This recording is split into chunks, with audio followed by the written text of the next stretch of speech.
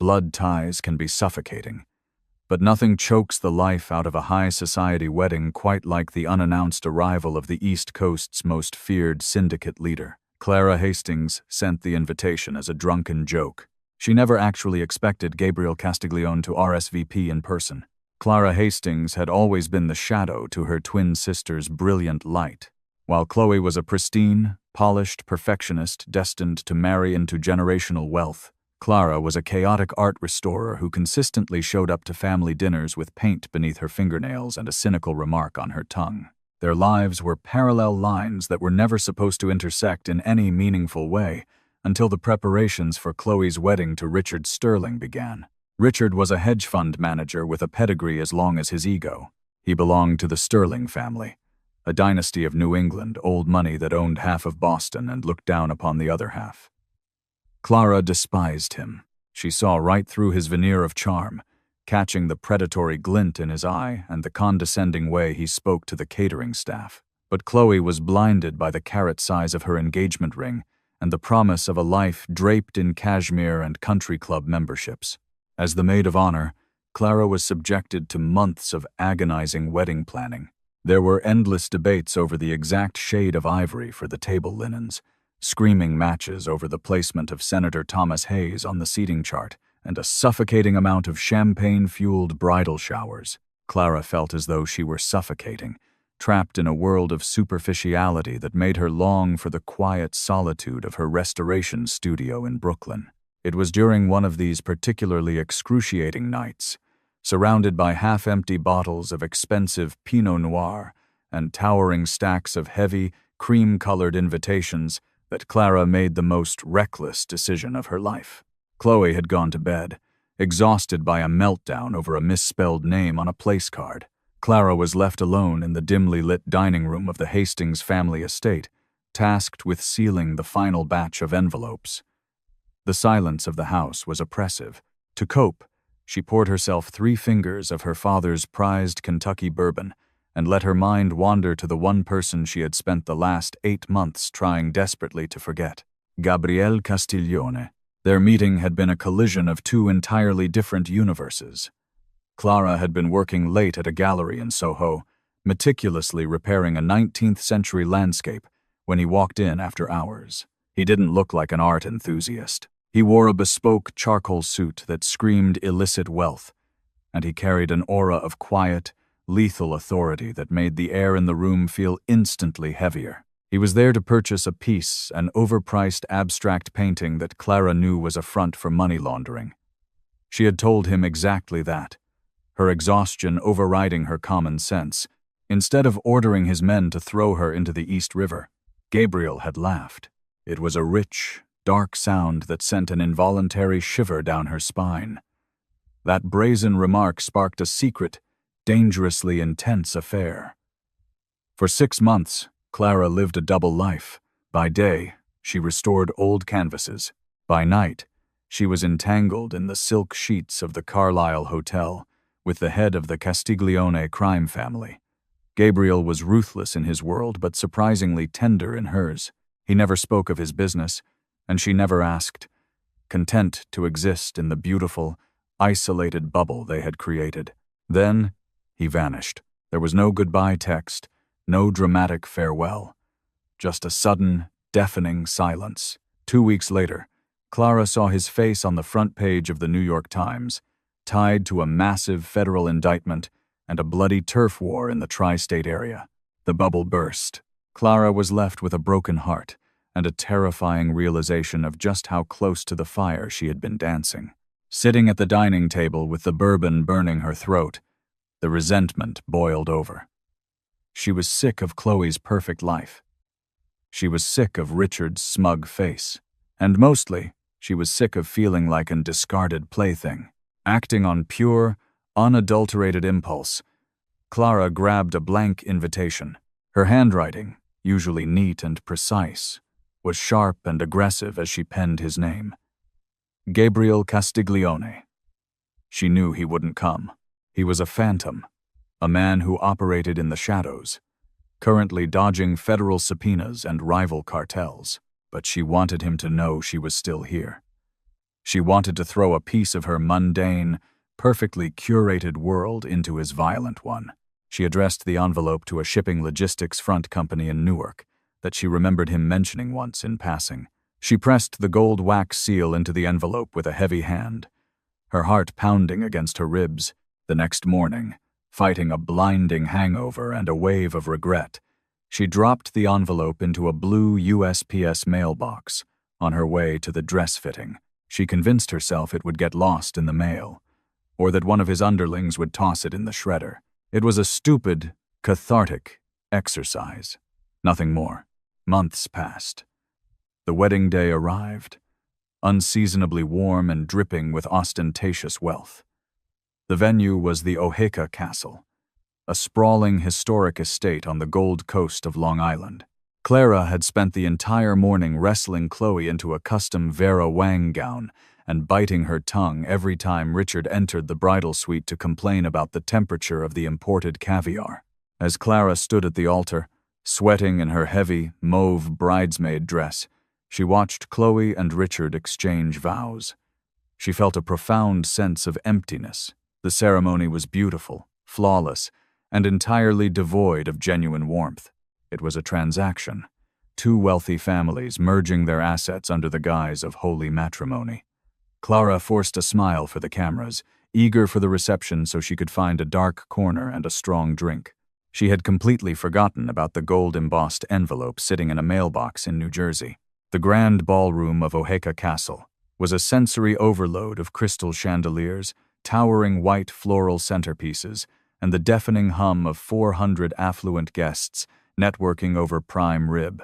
A 12-piece orchestra played a lively jazz rendition of a classic pop song, struggling to be heard over the clinking of champagne flutes and the booming laughter of corporate executives. Clara sat at the head table, pushing her food around her plate.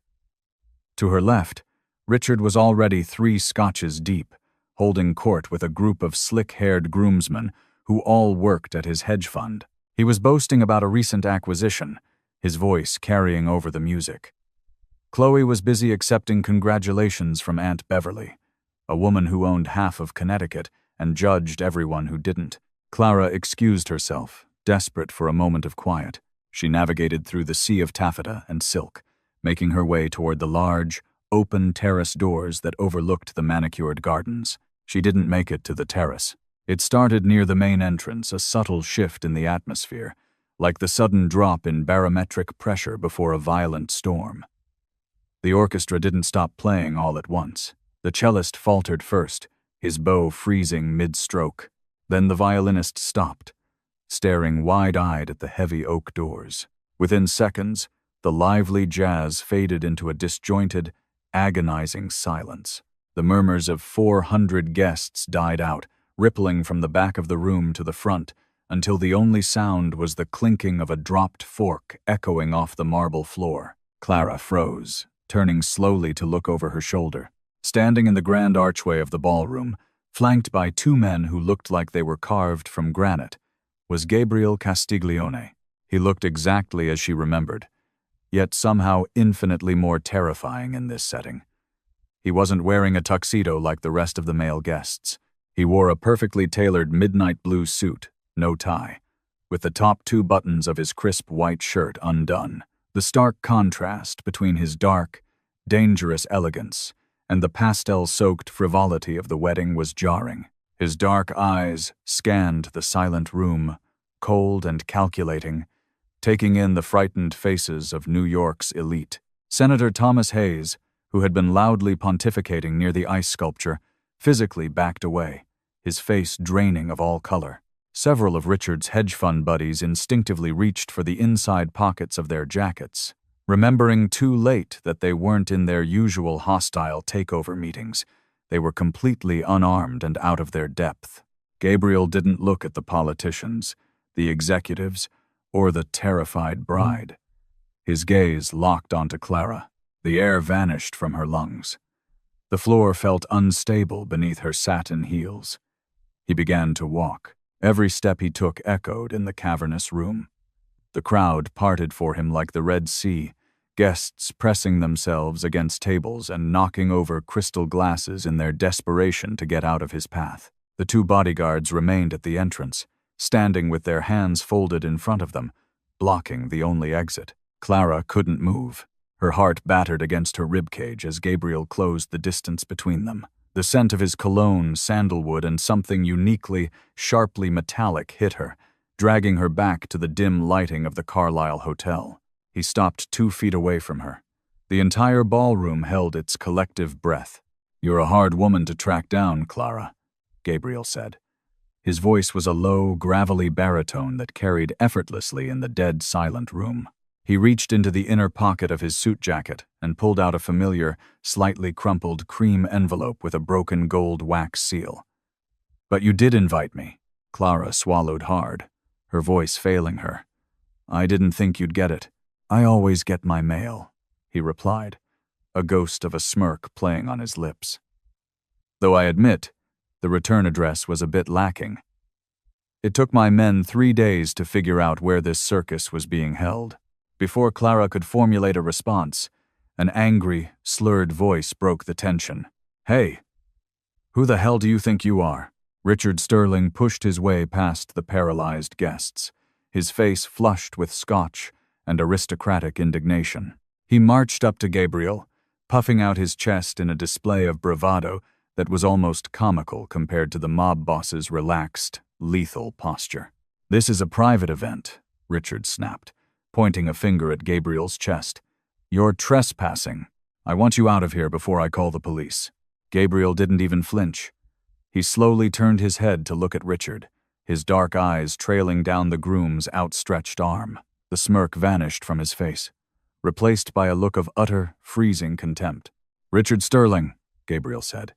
"It wasn't a question." Richard faltered, the alcohol-fueled courage draining out of him as he finally looked closely at the man standing before him.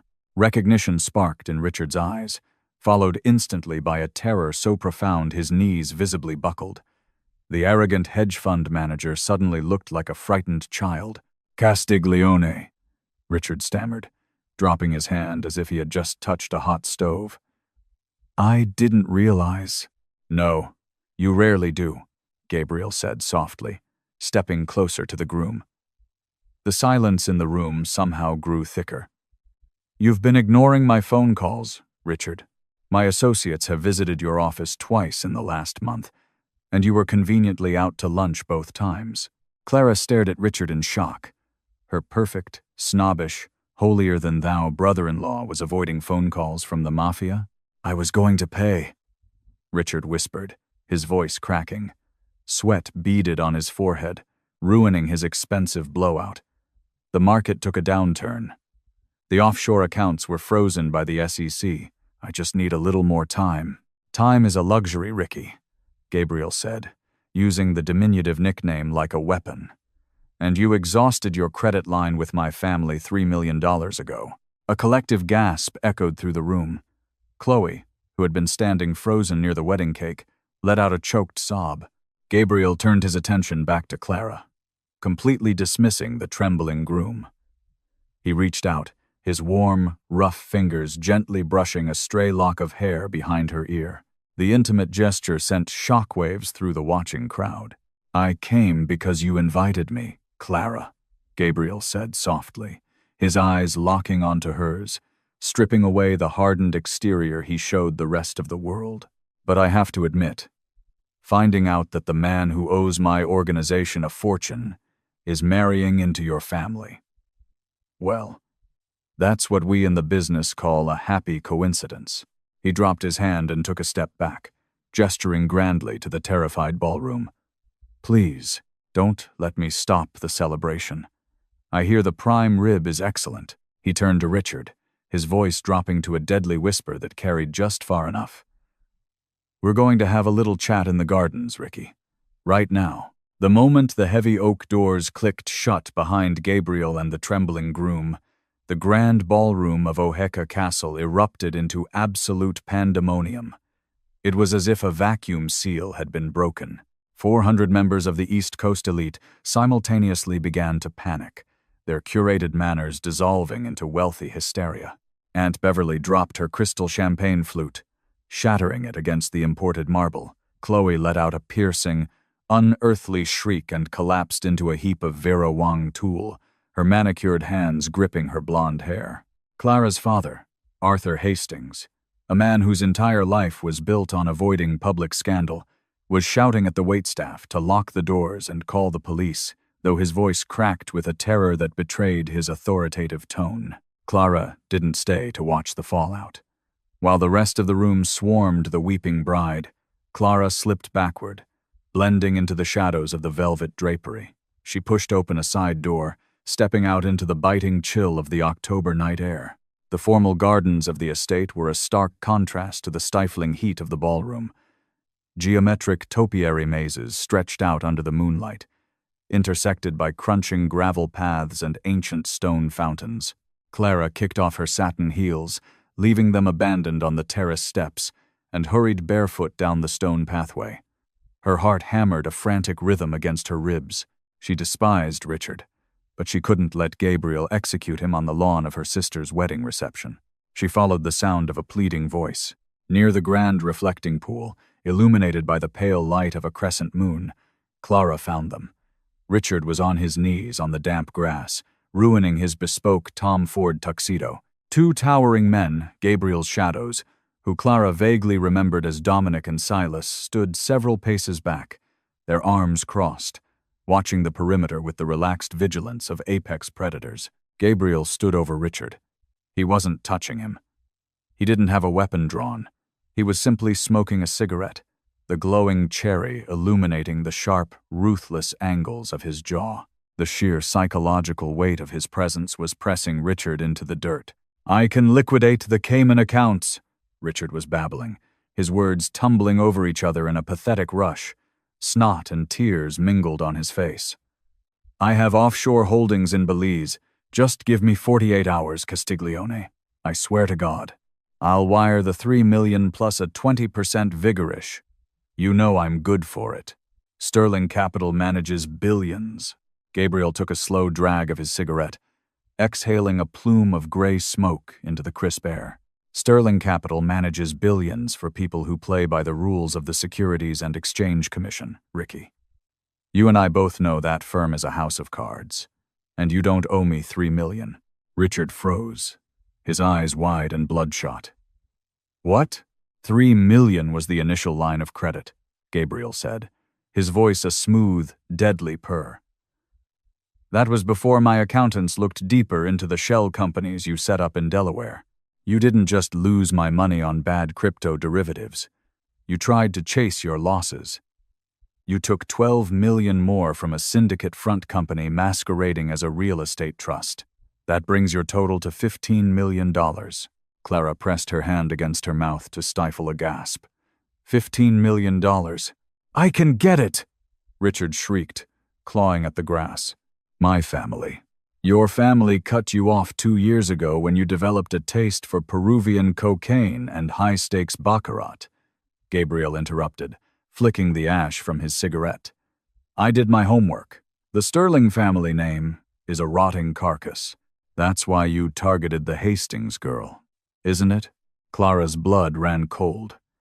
She stepped out from behind the towering stone urn, the damp grass freezing against her bare feet. "What does my sister have to do with this?" Clara demanded, her voice cutting through the night air like a whip. Dominic and Silas instantly turned, their hands drifting toward their jackets, but Gabriel raised a single, commanding finger. The men froze, stepping back into the shadows. Gabriel turned to Clara. For a fraction of a second, the cold, dead look in his eyes vanished, replaced by a flicker of the warmth she had known in that hotel room in Manhattan, but it was quickly buried beneath the ice of the syndicate boss. "Clara," Gabriel said softly, "you shouldn't be out here. It's freezing." "Don't patronize me, Gabriel," she snapped, closing the distance between them. She ignored Richard, who was looking at her as if she were an angel descending from heaven.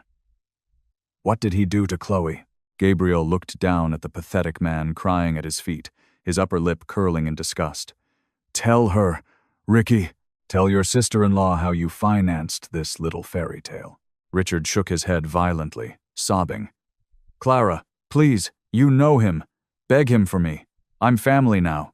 "Tell me, Richard," Clara growled, a dark, unfamiliar rage boiling in her gut. "He leveraged her," Gabriel answered when Richard refused to speak.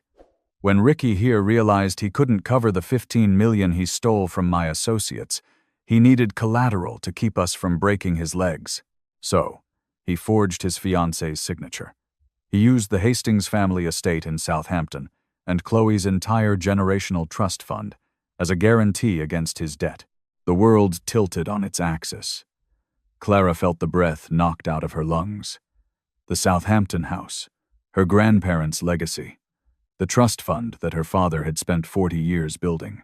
Richard hadn't just married into their family, he had infected it. If he defaulted, which he already had, the Castiglione family practically owned the Hastings.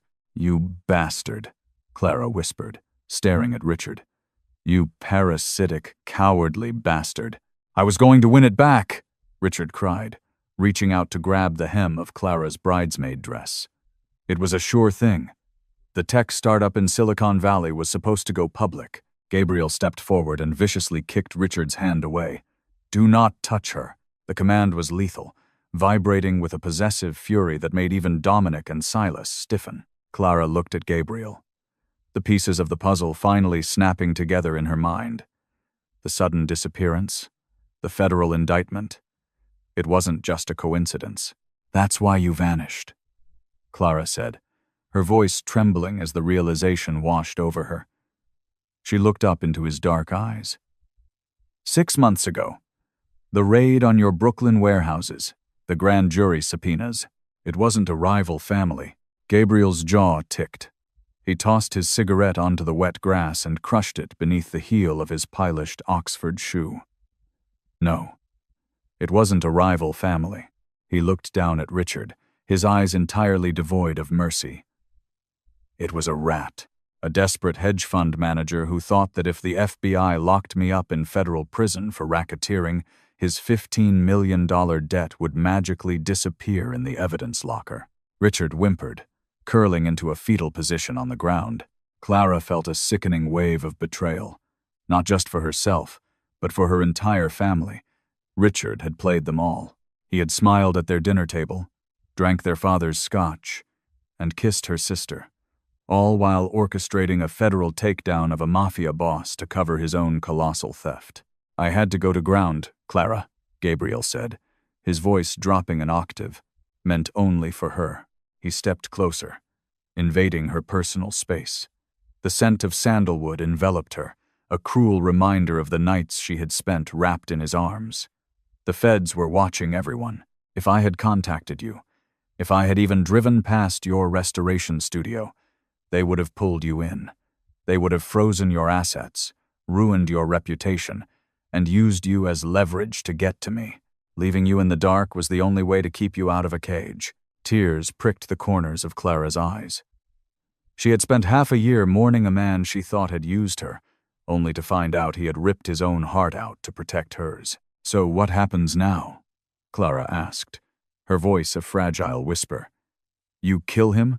That is the standard protocol for a rat, yes," Gabriel said, matter-of-factly. "If he dies tonight, or if he disappears, the federal government will dig into his finances," Clara countered, her mind racing. "They'll find the forged documents. They'll seize my family's estate under civil asset forfeiture because it's tied to his illicit syndicate debt.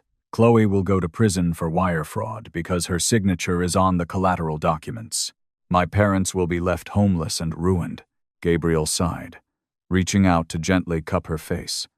His thumb brushed a tear from her cheek. "I can protect you, Clara. I have a house in Lake Como. You can leave tonight. Let me burn this mess to the ground." "I can't leave my sister," Clara said fiercely, pulling back slightly.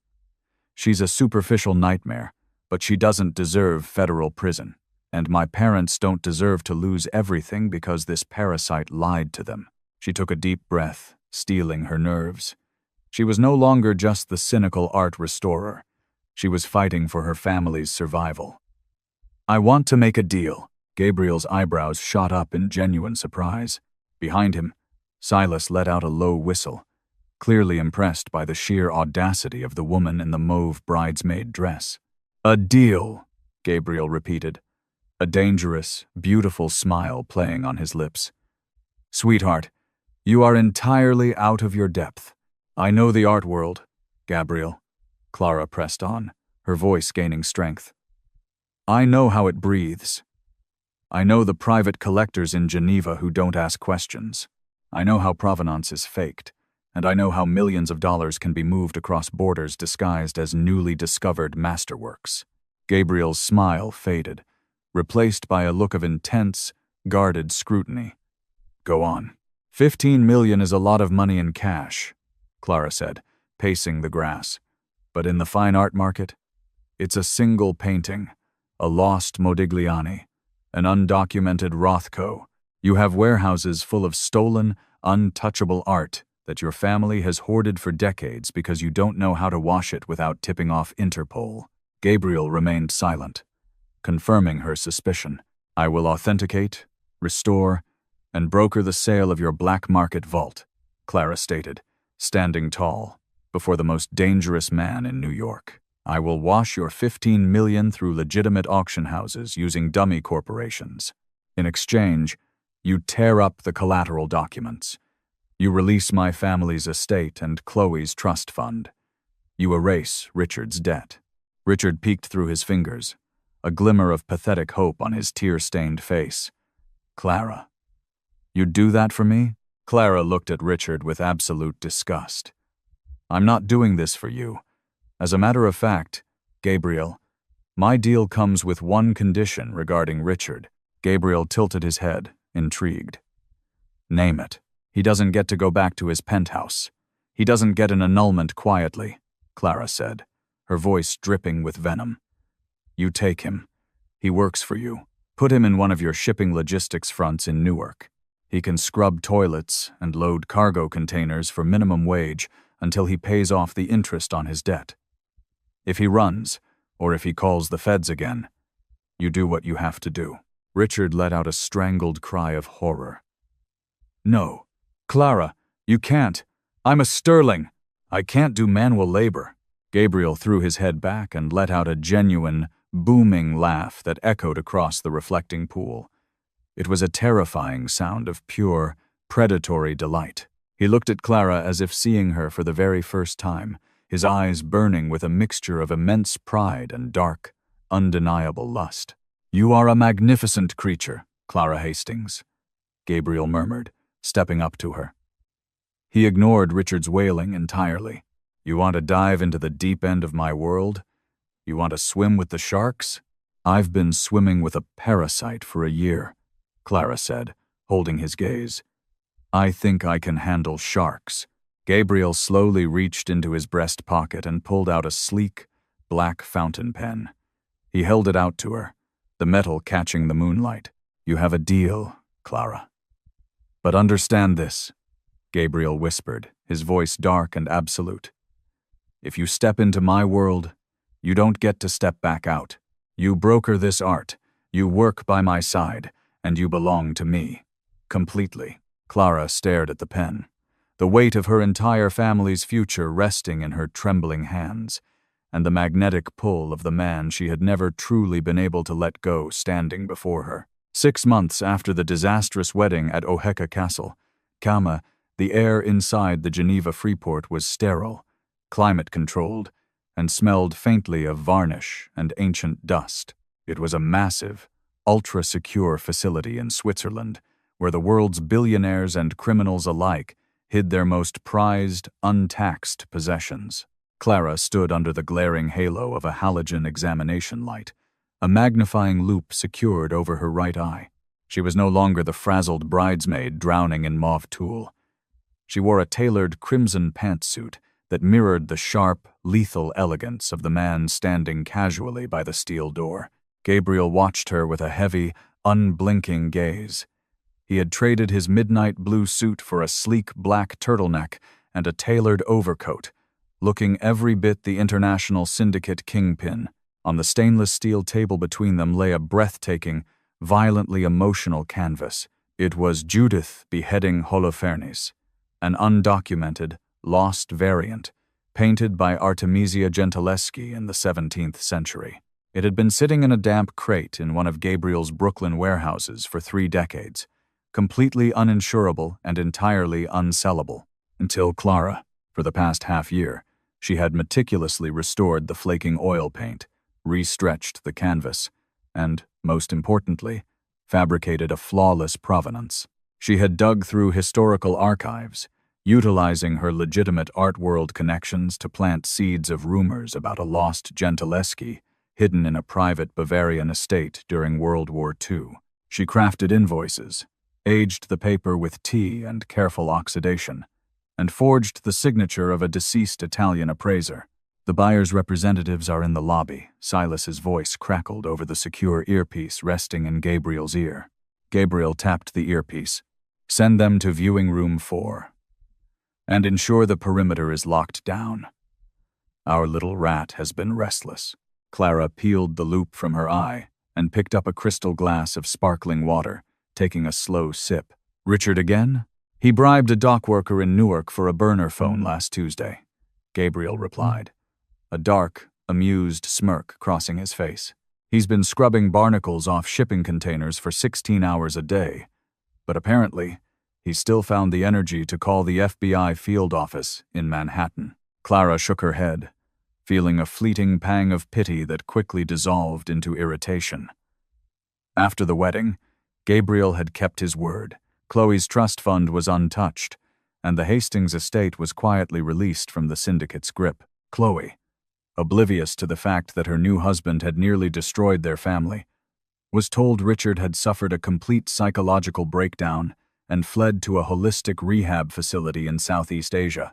The annulment was processed swiftly by high-priced lawyers paid from Gabriel's offshore accounts. "Did Richard tell the feds about the Freeport?" Clara asked, her heart rate remaining perfectly steady. She was amazed at how quickly she had adapted to the adrenaline of this life. "He told them I was washing $15 million through an illegal art sale today," Gabriel confirmed, stepping away from the door to join her at the steel table. He trailed a warm hand down her spine, the possessive touch sending a familiar jolt of electricity through her veins. "Interpol agents are currently swarming the lobby, flashing badges at the Swiss guards." Clara smiled, a sharp, dangerous expression that she had learned from him. "Perfect." The heavy steel door hissed open. 2 men in sharp, conservative suits stepped inside, followed closely by Dominic. They were the private acquisition agents for François Pinault, the real-life French billionaire and owner of Christie's auction house. Pinault's team was notorious for aggressively acquiring masterpiece artworks for his private museums, and they rarely asked questions when the documentation looked as flawless as Clara's. "Miss Hastings," the lead agent, a severe-looking man named Laurent, said with a curt nod. He didn't acknowledge Gabriel, adhering to the strict, unspoken rules of high-stakes black market acquisitions. "We have transferred the agreed-upon 18 million euros to the escrow account in the Cayman Islands, subject to final visual verification." "Of course, Laurent," Clara said smoothly, stepping aside to reveal the Gentileschi. "The ultraviolet scans and the chemical pigment analysis are in the dossier. The lapis lazuli used in the blue pigments matches the exact chemical composition of Artemisia's Florentine period." Laurent pulled out his own loupe, leaning over the canvas. The room fell into a tense, agonizing silence. Clara felt Gabriel's hand shift to rest on her waist, his thumb stroking her hip in a soothing, grounding rhythm. He trusted her completely. He had bet his freedom, and his $15 million, on her expertise. Suddenly, the steel door was thrown open. "Nobody move. Interpol, step away from the table." A team of 6 heavily armed agents poured into the viewing room, their weapons raised. Laurent gasped, dropping his loupe and throwing his hands in the air. The Pinault agents looked terrified, their pristine corporate world violently colliding with Gabriel's reality. A tall, gray-haired investigator strode into the room, his eyes locking onto Gabriel with a triumphant gleam. "Gabriel Castiglione, you're a long way from New York. We received a tip about an illicit syndicate transaction. You're under arrest for international money laundering and the trafficking of stolen cultural heritage. Gabriel didn't raise his hands. He didn't even flinch. He simply looked at Clara and offered a lazy, arrogant smile. "I'm afraid you are mistaken, Inspector." Clara stepped forward, her voice ringing with the authoritative tone she used to use on pretentious gallery owners in Soho. She picked up the thick leather dossier from the table and handed it to the bewildered investigator. "Mr. Castiglione is simply my private security consultant. I am Clara Hastings, an independent art broker. I am facilitating a completely legal, highly documented private sale between a Bavarian estate and the Pinault collection." The investigator snatched the folder, his eyes rapidly scanning the forged, yet chemically perfect, provenance documents, the export licenses, and the tax declarations. The paperwork was airtight. It was the masterpiece of deception Clara had spent 6 months creating. "This is impossible," the investigator muttered, his face turning red. "We have a recorded phone call from a confidential informant, Richard Sterling." Gabriel let out a low chuckle. "Richard Sterling is a disgraced hedge fund manager who is currently under investigation by the SEC for defrauding his own clients. He also has a well-documented history of cocaine-induced psychosis. Are you really launching international raids based on the hallucinations of a bitter, bankrupt addict?" The investigator glared at Gabriel, but the fire was rapidly leaving his eyes. He looked at Laurent, who frantically nodded. "The paperwork is in order, Inspector," Laurent squeaked. "This is a legitimate transaction. You are interrupting a private sale." Defeated and humiliated, the inspector forcefully shoved the dossier back into Clara's chest. "This isn't over, Castiglione," he spat, before barking an order at his men to stand down and exit the facility. When the heavy door clicked shut behind the authorities, the Pinault agents wasted no time. Laurent authorized the release of the escrow funds with trembling fingers, packed the Gentileschi into a climate-controlled case, and practically ran out of the room. Clara stood in the quiet viewing room, her tablet buzzing with a notification. 18 million euros had just successfully washed through 3 dummy corporations and landed cleanly in Gabriel's legitimate holding company. Richard's debt was paid. With interest, Gabriel turned to her, the dangerous kingpin facade melting away, leaving only the man who looked at her as if she hung the moon and the stars. He wrapped his arms around her waist, pulling her flush against his chest. "Remind me never to play poker with you, Clara," Gabriel murmured, pressing a hot, bruising kiss against her neck. "You didn't just wash the money. You used the feds to legitimize the sale on the international record. You used Richard's betrayal as an alibi." "I told you," Clara breathed, wrapping her arms around his neck and leaning into his warmth. "I know how to handle sharks. What are you going to do about Richard?" Gabriel's eyes darkened with a familiar, lethal promise. "I think the air in Newark is a bit too polluted for Ricky's delicate lungs. I have a contact who runs a deep-sea king crab boat in the Bering Sea. It's freezing, the mortality rate is high, and there is absolutely no cell reception." Clara let out a soft, wicked laugh, burying her face in the lapel of his coat. She had crossed the line, stepping permanently out of the light and into his shadows, and she had never felt more alive. Clara Hastings never returned to the quiet, suffocating life of a Brooklyn art restorer. She traded pastel wedding linens for the dangerous, intoxicating shadows of the syndicate, standing shoulder to shoulder with the only man who truly saw her. Gabriel Castiglione brought chaos to her sister's perfect day. But in the ruins of that high society lie, Clara found her true empire. Blood ties may falsely bind, but their forged steel endures absolutely forever.